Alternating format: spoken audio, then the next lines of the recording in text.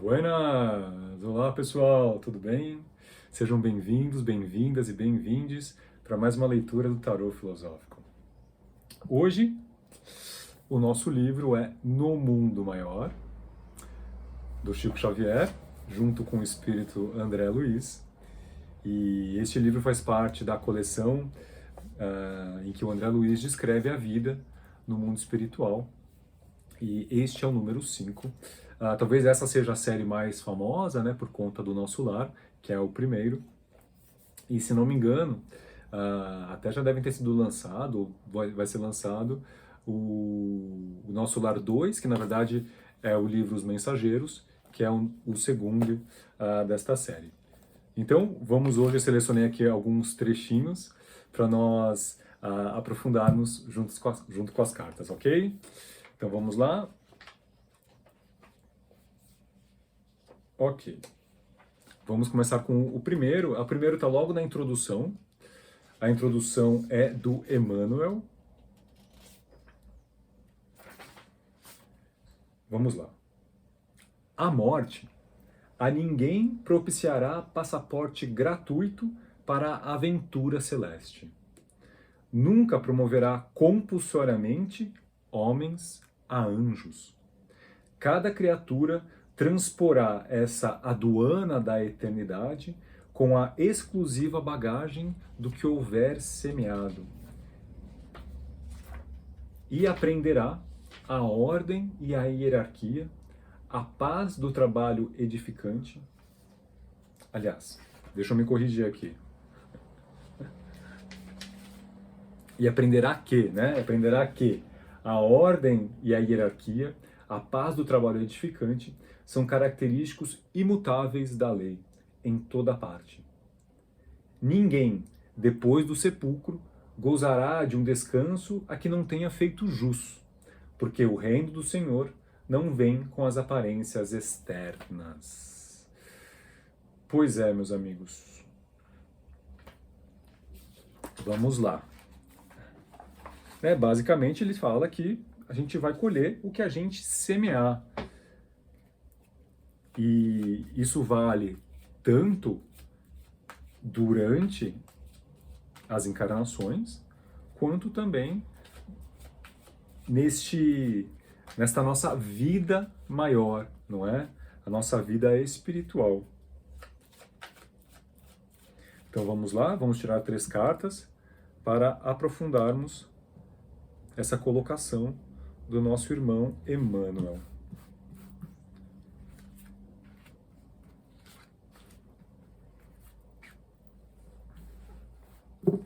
O nosso pano de fundo é a estrela. Eu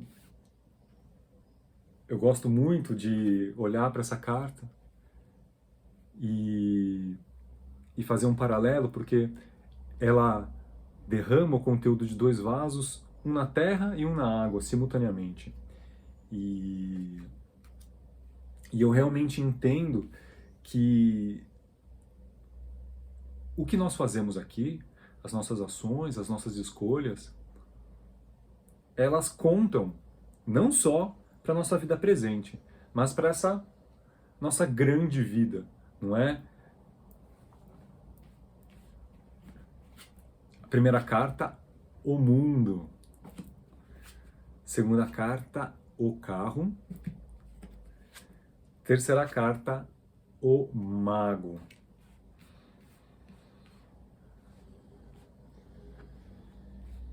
Pois é, o mundo, ele está aqui justamente falando dessa completude, dessa, como que eu posso dizer, que ainda que a gente muitas vezes tenha a impressão que nós vivemos apenas esta encarnação, a gente tem que lembrar, né, conforme o título do livro, nesse mundo maior, que a nossa vida é muito mais do que uma encarnação. Na verdade, são dezenas, centenas ao longo do nosso processo evolutivo. Né? Imaginem que para a gente chegar até aqui, a gente já viveu muita, muita, muita, muita coisa. Então que a gente não esqueça que a gente deve vislumbrar esse panorama mais amplo quando nós fizermos nossas escolhas, né? Tá aqui o carro para dizer isso. Porque o que a gente tem que pensar? E já vou trazer aqui a carta do mago também. A cada encarnação, nós carregamos, portamos habilidades e dons que nós vamos acumulando ao longo das nossas vidas e principalmente ferramentas, não é? Elas são ferramentas para que a gente possa, dentro do que nós escolhemos no nosso plano encarnatório para resolvermos nesta vida, não é? Aquilo que nós decidimos aprender, aquelas dívidas que nós decidimos quitar, nós trazemos essas ferramentas que, obviamente, são as mais apropriadas para que a gente consiga, não é, vencer esses desafios, subir esses degraus, não é? E agora a questão é: que uso nós faremos dessas habilidades e desses dons? Ao longo da nossa história, existem inúmeros exemplos de pessoas que tiveram nas mãos poder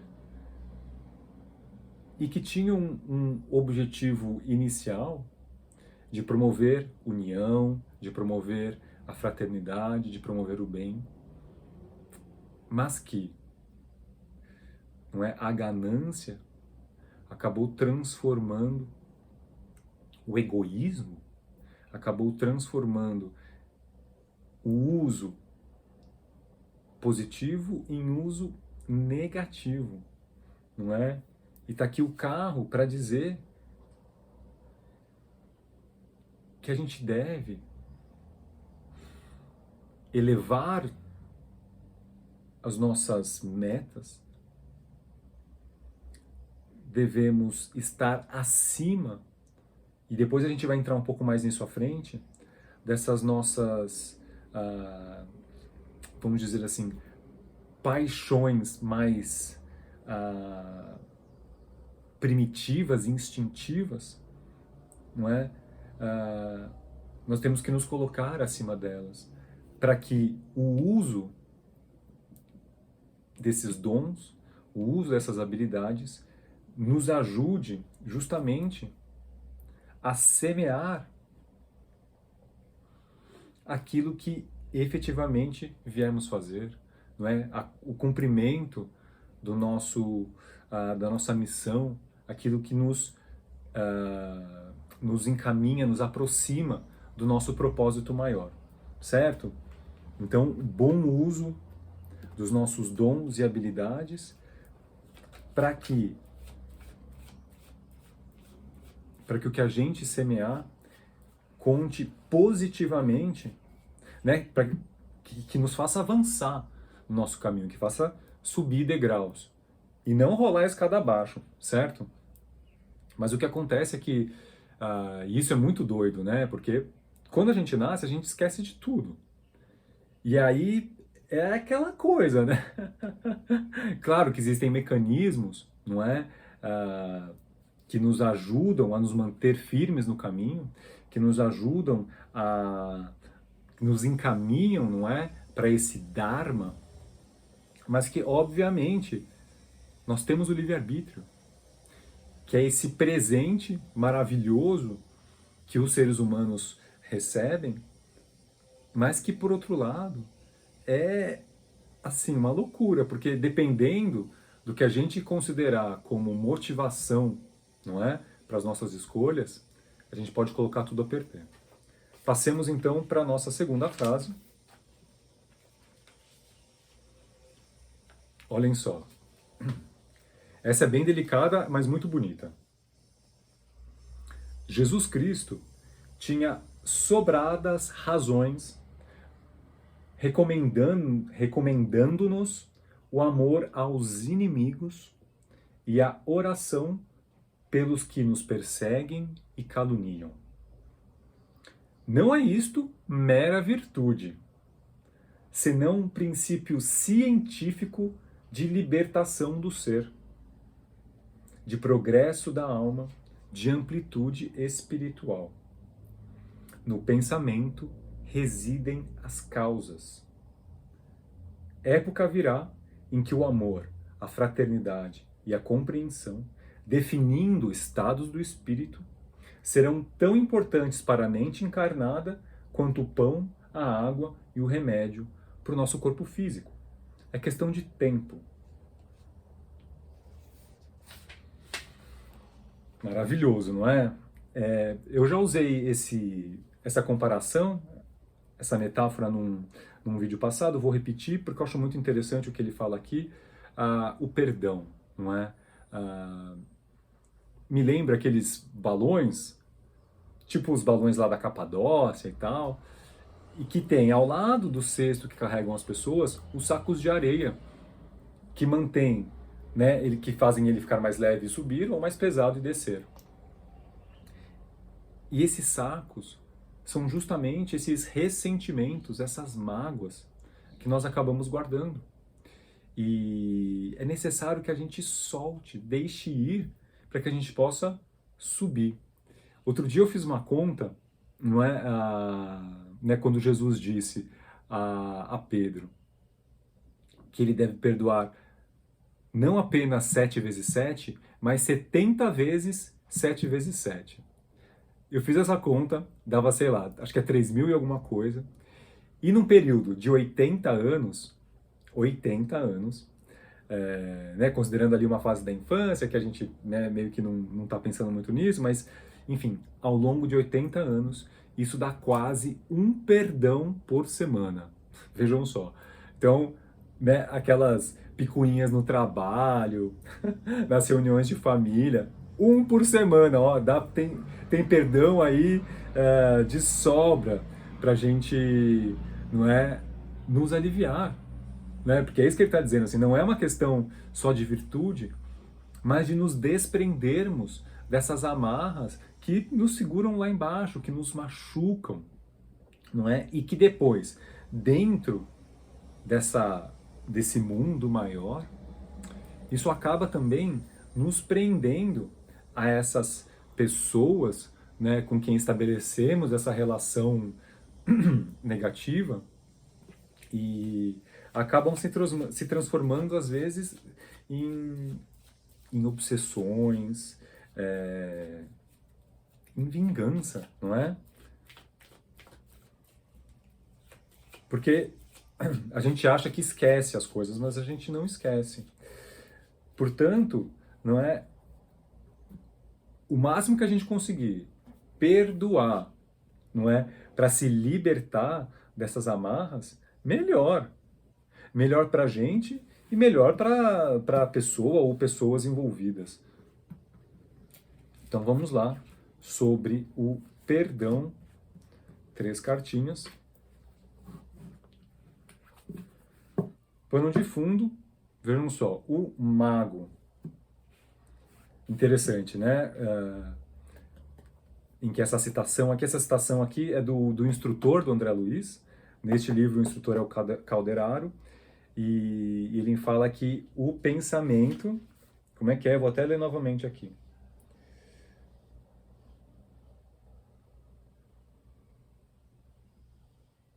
O pensamento,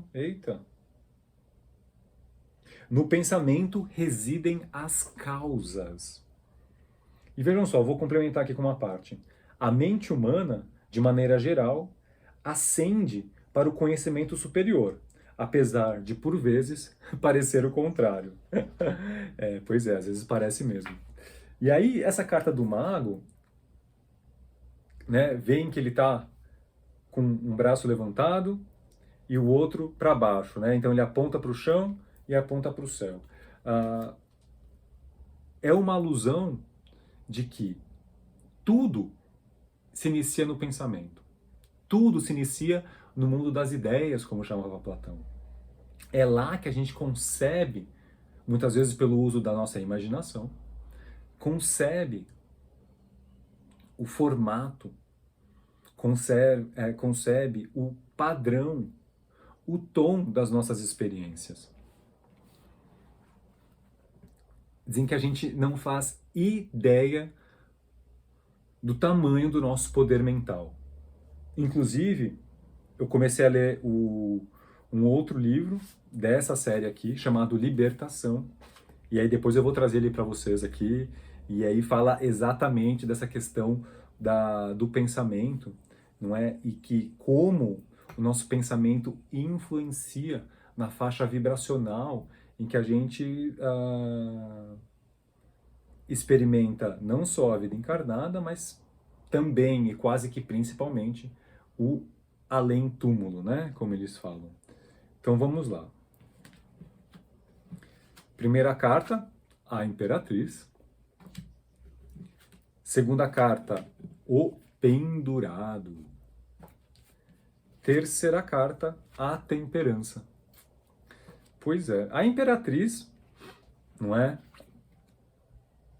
Uma carta que representa aquilo que a gente gestaciona, não é? A gente estava falando das ideias. Então, quais são essas ideias que a gente está alimentando, está fomentando, está cultivando, não é? Porque é isso, tudo começa, às vezes, com uma coisa que nem é nossa. A gente absorve, não é? Da sociedade, dos grupos que a gente frequenta, de outras pessoas, e como uma semente, né? A gente começa a regar, e regar, e regar, aquilo vai começar a brotar, vai começar a crescer. Se a gente cultiva a vontade de vingança, a mágoa, o ressentimento, o ódio, a inveja, isso vai crescendo, tomando forma, se enraizando dentro da gente. Ontem eu estava conversando com a minha tia e ela foi no aniversário e tal, e ela acabou sentando na mesa de uma outra pessoa, enfim, que só reclamou o tempo inteiro, né, do evento em que elas estavam. E é isso.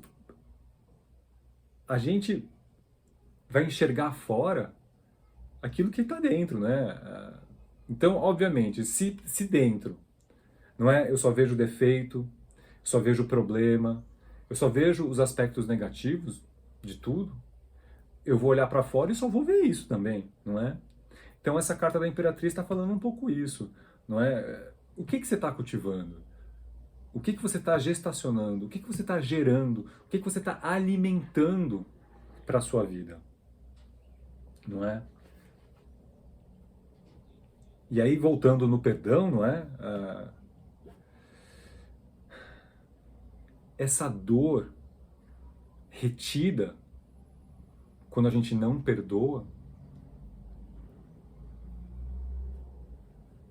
o que isso pode virar, não é? Ao longo do tempo.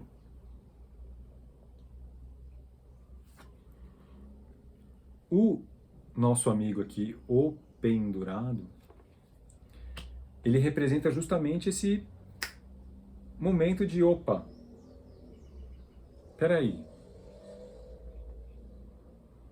eu também erro, eu também tenho falhas. Por que a outra pessoa também não poderá errar, não é? Também não poderá falhar? Claro que entre os inúmeros aspectos, vamos dizer assim, evolutivos, às vezes a gente avança mais em um, mas está um pouco mais atrás em outro. Sabe aquele equalizador do som, que tem uns botõezinhos mais para cima, outros mais para baixo? Meio que por ali, assim. E pode ser, sim, que em determinado aspecto nós estejamos mais à frente, e essa pessoa que, enfim, nos feriu, nos magoou, nos ofendeu, pode estar mais atrás. Mas em outro, ela está mais à frente e a gente mais atrás. Quer dizer, por isso que é tão importante o processo de autoconhecimento, de autoobservação. Porque é muito, muito, muito mais fácil a gente acolher a falha alheia, perdoar a falha alheia, quando nós reconhecemos as nossas falhas, reconhecemos as nossas faltas e nos acolhemos. E também nos perdoamos, entendendo que dentro da nossa etapa, vamos dizer assim, evolutiva, nós somos espíritos jovens ainda, imaturos, e que dentro, né, dessa fase, a imperfeição é normal. Isso não quer dizer que, sou imperfeito, então é isso aí, o síndrome de Gabriela, não é? Eu nasci assim, você sempre é assim, não é isso. Mas é reconhecer a nossa imperfeição e aceitar a imperfeição no outro, entendendo que, enfim, não dá para esperar, não é, que uma criança vá para uma faculdade de engenharia. É meio que isso, assim, sabe? Então, não dá para a gente esperar a perfeição dentro do nosso momento. E a gente precisa ter essa virada de se acolher, né? E dois, entender o erro do outro. Muitas vezes eu falo que muitas coisas não são justificáveis, mas são compreensíveis, dado o contexto. E muitas vezes a gente nem sabe o contexto, não é? A gente só sabe aquilo que a gente está vendo, não sabe o que o outro ou a outra está passando. Enfim. E a temperança é justamente, né, a gente falou do equalizador, é a temperança que vai fazer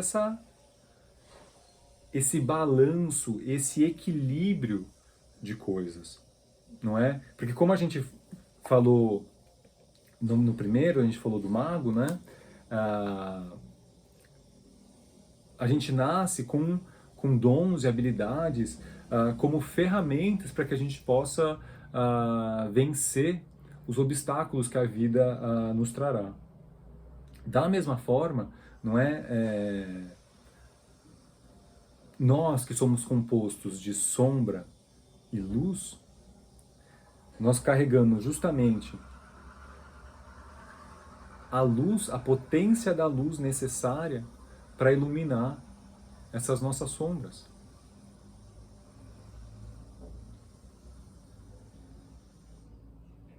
E essa temperança justamente é usar dessas nossas qualidades, dessas nossas virtudes, desse nosso discernimento para iluminar essas partes em nós ainda escuras, ainda sombrias. Certo? Continuemos. Tem mais... Deixa eu ver. Essa eu já li. Essa aqui eu vou deixar para o Instagram, depois se vocês quiserem ver lá. É uma polêmica que fala sobre sexo. E por último... Perfeito para sinalizar. Vejam só. Ele vai falar um pouco sobre religião. É importante que a gente enxergue a religião como um ponto de ligação com o divino. E eu não digo religião no sentido de religião católica, não falando das religiões, né, dogmáticas que existem, mas da religião no sentido da palavra, não é? Vem do latim religare, que é esta ligação com o divino. Então, a religião tem o seu trabalho específico no mundo, qual ocorre a ciência. É uma força equilibrante do pensamento. Na atuação da fé positiva reside a força reguladora das paixões, dos impulsos irresistíveis da animalidade, de que todos emergimos, no processo evolucionário que nos preside à existência. Não é? É a força moral, não é? A nossa consciência moral é justamente essa ligação, não é? A ética é a nossa ligação com esse divino, que nos faz agir, não é, de forma coerente com algo muito maior. A professora Lucilena Galvão, da Nova Acrópole, que eu sempre cito aqui, certa vez eu ouvi dizer o seguinte, que quando nós temos no banheiro uma placa pedindo para não jogar papel no chão, pedindo para dar descarga, a que ponto chegamos em que precisamos colocar uma placa pedindo isso? Obviamente, não é assim, de uma forma muito simplista, mas essa nossa consciência moral, ninguém precisa nos dizer assim que... E ela vai sendo aprimorada ao longo dos tempos, não é? Hoje ninguém precisa dizer pra gente não mate, não roube, não é? Mas um dia isso já foi necessário.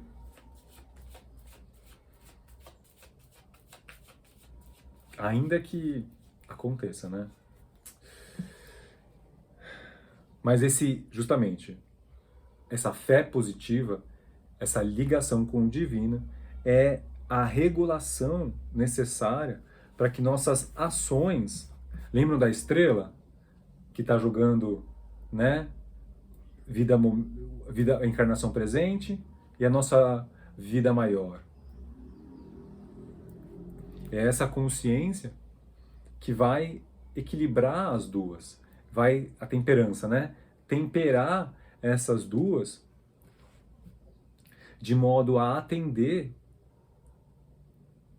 porque o nosso crescimento não na presente encarnação, é o nosso crescimento também nessa vida maior. E é isso que deve presidir as nossas escolhas, esse crescimento. Vamos lá. Vejam só, o pendurado, exatamente. É essa virada, não é? Vamos lá. Primeira carta, o chamado, né? Exatamente, o despertar. Faça essa virada, não é? A morte, justamente deixe para trás, não é? Assim, aquilo que não é mais coerente com isso que eu vislumbro, não é mais coerente com a minha consciência. Eu posso já ter cometido determinados erros, mas eu não vou repeti-los, porque hoje eu entendo que não fui ético, não fui correto, não é? A nossa consciência moral cobra. E a torre, exatamente. Cobre, aliás, cobra, né? Porque, vamos lá, né? A fé, ela também carrega em si essa confiança, né? Deixa eu voltar aqui. Cadê na última frase? A força reguladora das paixões, dos impulsos, não é?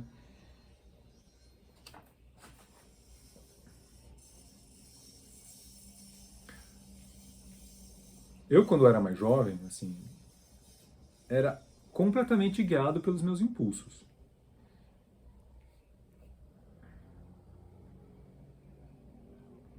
Não é? Eu acreditava que a felicidade residia justamente na satisfação dos meus prazeres. Mas a vida veio e deu um chacoalhão geral para que eu pudesse enxergar que não é bem assim. Que os verdadeiros prazeres são os prazeres da alma. São os prazeres que, não é, surgem do nosso caminhar de forma reta, não é? Do nosso caminhar deixando o amor como rastro, não é? Que a felicidade muitas vezes reside no nosso autodomínio, de deixar de responder daquela forma que eu gostaria na hora, né? De perdoar aquela pessoa que há tantos anos, não é, eu mantinha com uma lembrança de dor, não é? Que a verdadeira felicidade é aquela que a gente deita no travesseiro, pensa no dia e fala, uau, quão proveitoso foi esse dia. Mas quão proveitoso para essa vida maior, não é?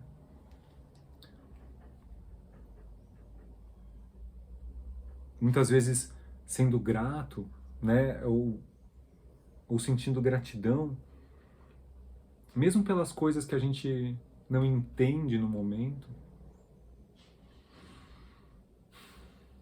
mas que a gente aceita, não é? Porque, como dizia o imperador Marco Aurélio, nada acontece ao homem que não seja próprio do homem. Ou seja, não é? Se o universo me traz isso, é porque é necessário, é resultado do meu plantio, não é? Da minha semeadura, que a gente falou lá no primeiro jogo.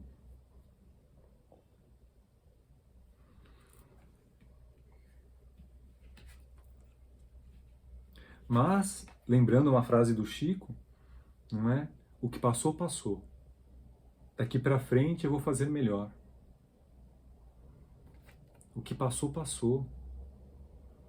Eu aprendi, não é? A gente tem que mostrar para a vida, para o universo, que a gente aprendeu e que não vai mais repetir aqueles mesmos erros, aquelas mesmas falhas.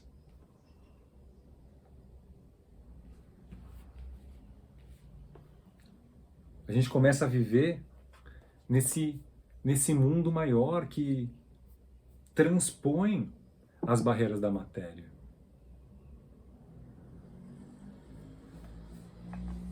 Pensem na grandeza disso. Obviamente, os nossos problemas cotidianos muitas vezes né, nos colocam nessa gaiolinha e a gente fica assim, tudo bem, ok, peraí, vamos refletir, vamos respirar, vamos olhar isso sob uma perspectiva mais ampla, não é? Vamos lembrar de que esta encarnação é apenas uma etapa dentro dessa nossa existência, não é, espiritual.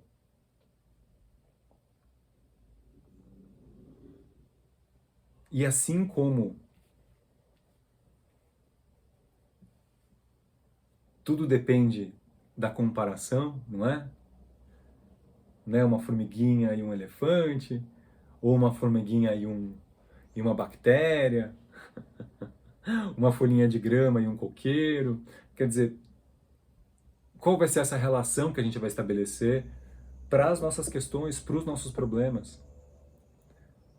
Claro, a gente tem que resolver, mas o tamanho que eu vou dar para aquele problema, ele pode ser reduzido, diminuído, amenizado, quando eu coloco isso dentro de uma perspectiva muito, muito, muito maior, não é? Quando eu entendo que a minha vida não é só o que eu estou vendo e tocando, mas que ela é também uma existência espiritual, que muitas vezes a gente tem contato só quando a gente está dormindo, E é fato, não é? Todas as noites nós nos desdobramos, não é assim? Enfim. Bom, espero que tenham gostado. Não é? Este livro vai ficar mais uma recomendação para vocês. Ele é muito bonito, justamente porque ele coloca essa questão das paixões humanas, não é?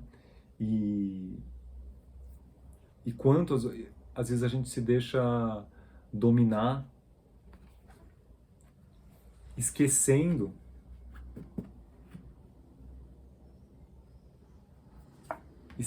dessa vida maior.